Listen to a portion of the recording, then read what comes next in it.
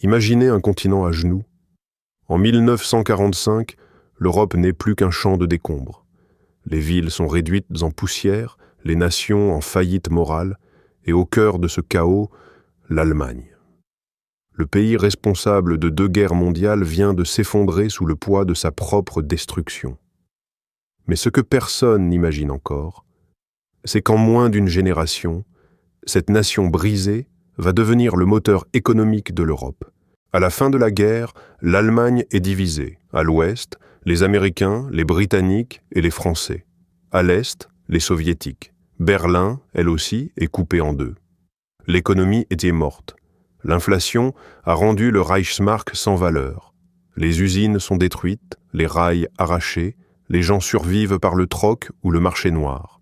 Un simple œuf peut valoir plus qu'un billet de 1000 marks. L'hiver 1946 est glacial. Des familles entières se réchauffent avec des briques volées sur les ruines. Les hommes échangent leurs médailles contre du pain. Et les femmes, souvent, troquent leur dignité contre quelques morceaux de charbon. C'est ça, l'Allemagne d'après-guerre. Une nation humiliée, affamée, épuisée. Les puissances alliées se retrouvent face à un dilemme. Faut-il punir ou reconstruire ? Certains veulent transformer l'Allemagne en un pays agricole, incapable de redevenir une puissance industrielle. D'autres comprennent qu'un continent sans économie allemande ne pourra jamais se relever.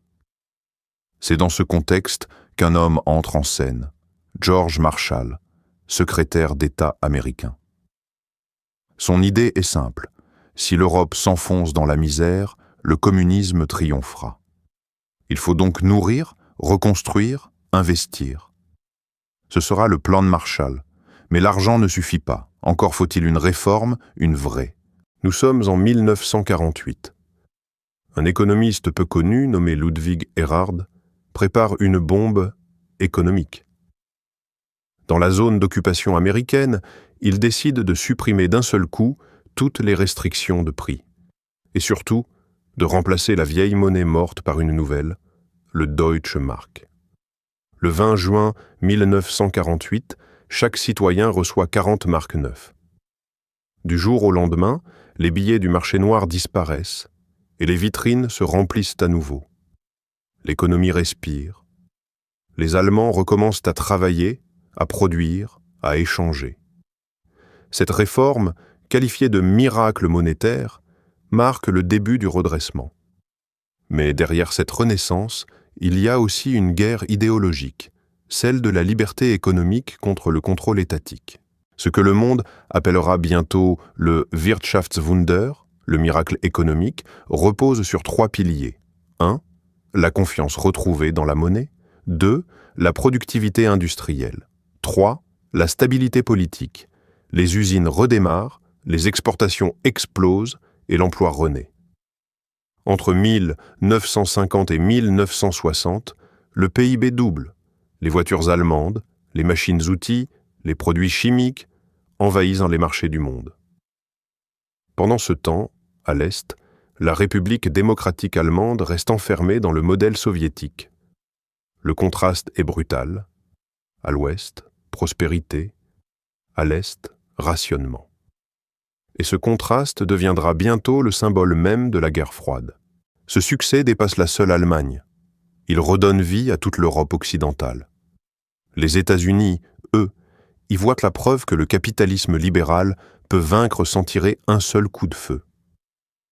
Les rues de Francfort, Cologne ou Hambourg deviennent des laboratoires du monde nouveau, celui où la liberté économique devient une arme politique. Et derrière les chiffres, il y a un message. La vraie reconstruction d'un pays ne se mesure pas en tonnes d'acier ou en billets imprimés, mais en confiance, en discipline et en travail. Aujourd'hui encore, l'Allemagne incarne cette rigueur financière héritée de l'après-guerre. Son obsession pour la stabilité monétaire, pour la responsabilité budgétaire, trouve ses racines dans cette époque. Parce qu'un pays qui a connu la ruine sait ce qu'il en coûte de perdre confiance dans sa monnaie. Et un peuple qui a reconstruit ses villes de ses propres mains ne l'oublie jamais. Alors, souvenez-vous, le miracle allemand n'est pas né d'un plan parfait, mais d'une conviction. celle qu'aucune nation n'est condamnée à rester à genoux si elle retrouve le courage de se relever.